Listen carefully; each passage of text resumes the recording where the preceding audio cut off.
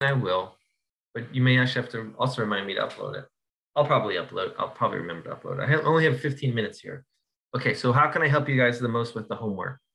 Um, I actually think maybe not the first one, right? Because the first problem is you have what you're gonna. I'd rather not do that. Maybe black is better. The first problem, once you set up your Lagrangian to look like this, x to the alpha, y to the 1 minus alpha, and then plus lambda, your money minus px minus py. I think you guys can do this, right? The method is pretty simple, right? Don't don't get mixed up with this algebra. Alpha minus 1 minus alpha. Is this right? Actually, I'd rather just do minus lambda. Oh, this should be say px. This should say py minus px lambda. You can actually do this, right? And in fact, you can do this. And, see that? You're solving for lambda. And then for the other one, what would you do it? What do you guys think? Should I keep going here? Or I can't write. Ly, you get 1 minus alpha x to the alpha y to the negative alpha over py was lambda. So you actually set those, you can really easily eliminate lambda. So then you just get this algebra situation where the top is equal to the bottom. Yeah, and you want to simplify that. Got a bunch of stuff there, just simplify it. How should I do that?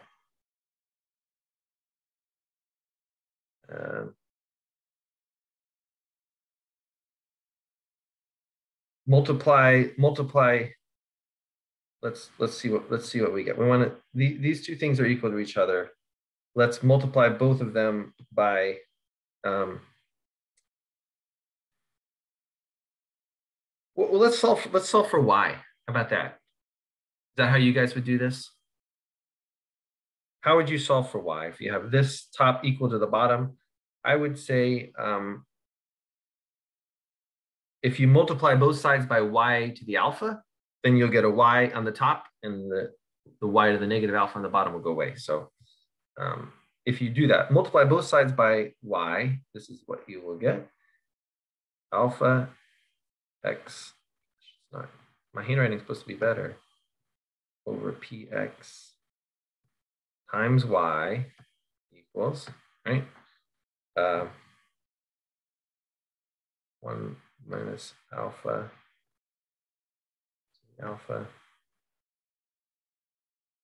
Now, y to the negative alpha times y to the alpha just goes away. It becomes 1 over py.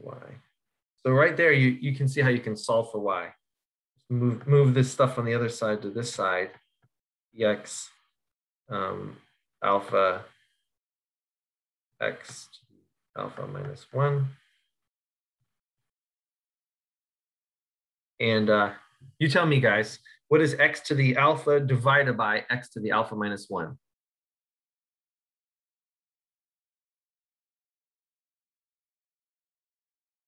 I want to simplify this. There's an x to the alpha in the numerator. There's an x to the alpha minus 1 in the denominator. I'm worried that these are the kind of things that are going to trip you up. So I want you to think about it. Just as some practice. Would it be x to the negative 1? So you think x to the alpha. Yeah, this is what you think. X to the alpha divided by x to the alpha minus 1 equals x to the negative 1? Question mark? Yeah. I don't agree. Good guess. Imagine alpha were 2. On the top, you have alpha squared. On the bottom, sorry, on the top, you have x squared. On the bottom, you have x. X squared over x is just x. Not x to the negative 1. It's just x to the 1. Right? So what is it?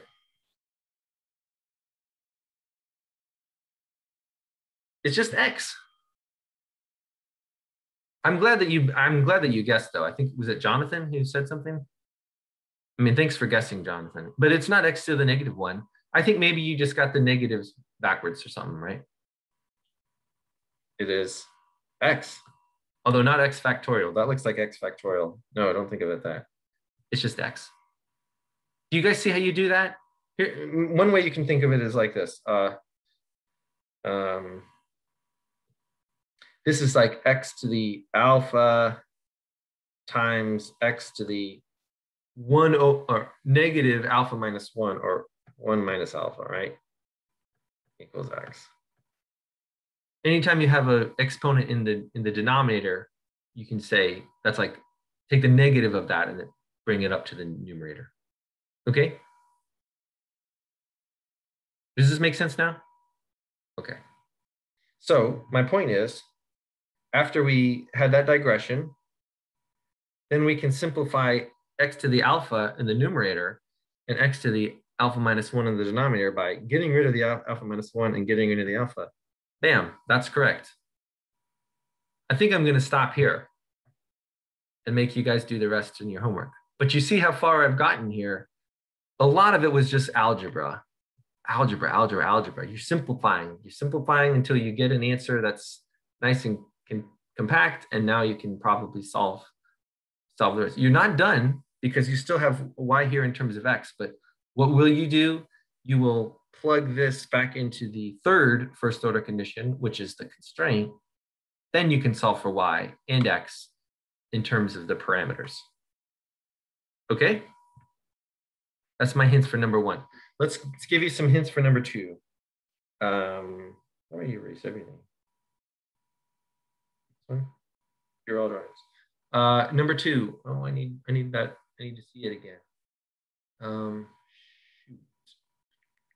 You know what? I think number 2 is very similar to. Oh no. Number 2 is the Colonel-Blotto problem, I think. I'm sorry. I guess I need to escape to look. Here it is. Yeah. This is a Colonel-Blotto problem. You know what? I think number 3 you don't need help on because it's very, very, very similar to the problem I give you in class today. Okay. So let's give you some help on problem 2. Help on problem 2. It's called a Colonel-Blotto problem. Probably a name that you've never heard before and you have no reason to really care about. But it comes from like a story about how a general might divide his troops between 2 battles, where you're trying to win as many battles as you can, and the probability that you win the battle has to do with how many troops you send. But you have a limited number of troops, and which battle you should send your troops to is actually a hard problem. It's something I'm having you calculate in problem 2 of your homework set 6. So here's what it looks like. I'll give you the context.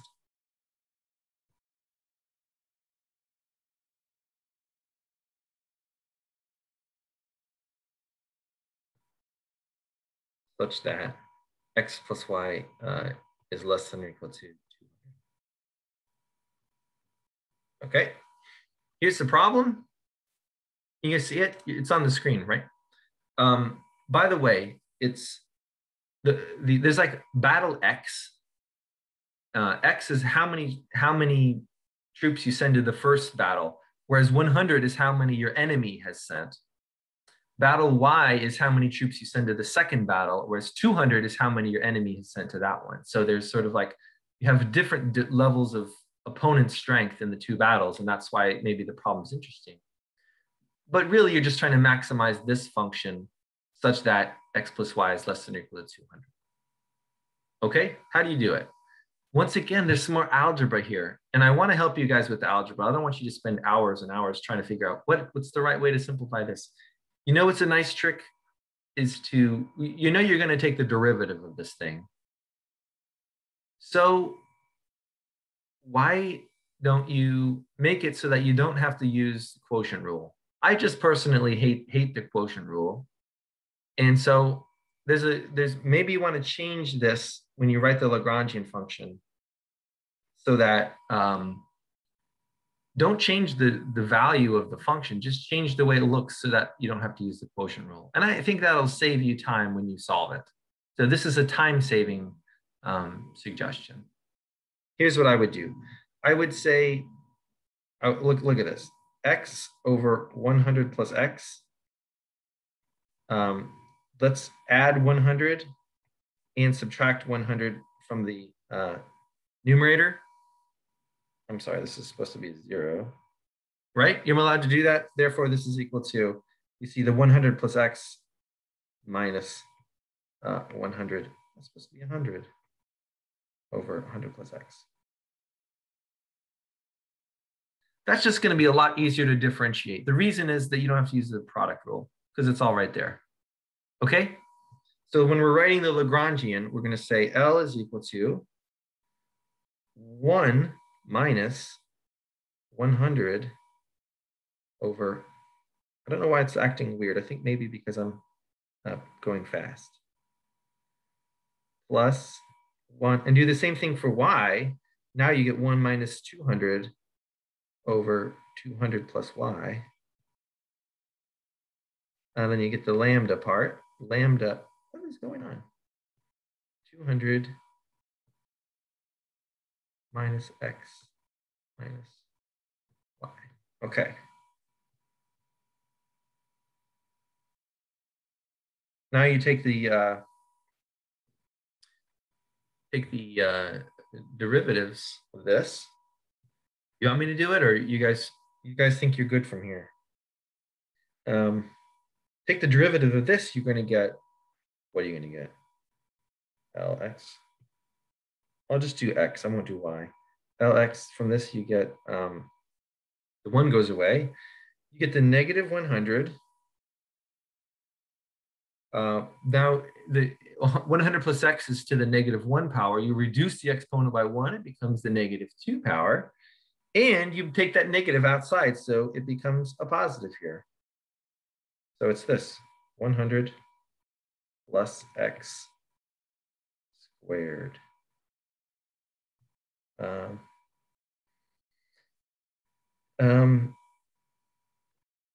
Minus equals lambda, doesn't it? Wouldn't you agree? You may ask, where did the negative go? The negative got multiplied by the negative 1 from the exponent, and that's why there's no negative.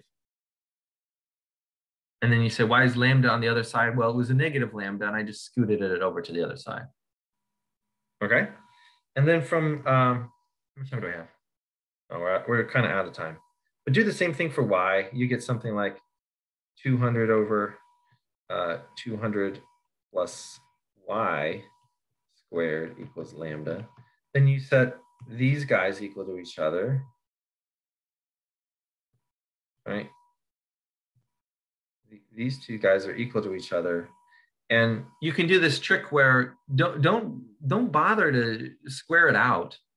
Leave them as the quantity squared, and then take the square root of both sides. Like, you know, put this. Just let's do that. Let's do it this way. Say this is actually 200 plus y squared, and the 200 from the right hand side will be in the numerator, and the 100 from the left hand side will be in the denominator. That's just equal to 2. And then take the square root of both sides. Square root of that equals square root of 2. I think you can solve. You can solve this from here. And you'll get something which then you, of course, once you get like some formula involving x and y, you're going to plug that back into the constraint, which is 200 minus x minus y equals 0. By the way, this problem is a inequality. and inequality constraint. So you should also go and check to see if lambda is positive or 0. As long as you get a solution, lambda is positive or 0, you have an answer, right? You guys have any questions about problem 2 before we end?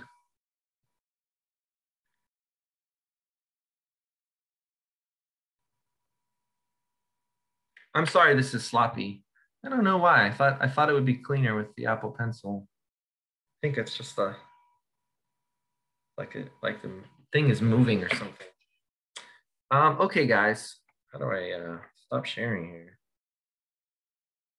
And hopefully you're good on the homework. It's kind of a long homework.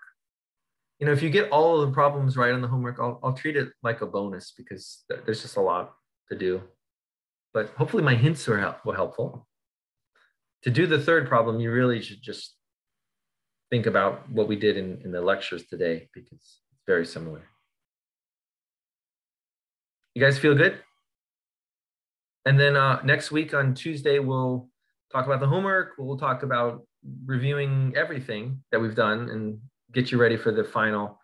I guess I was planning to give you the final on Thursday because that was what it said in the syllabus. So I was going to stick to that, but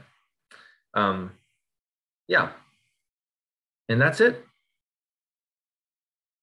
You guys ready? You guys, I'll see you guys Tuesday then. Bye.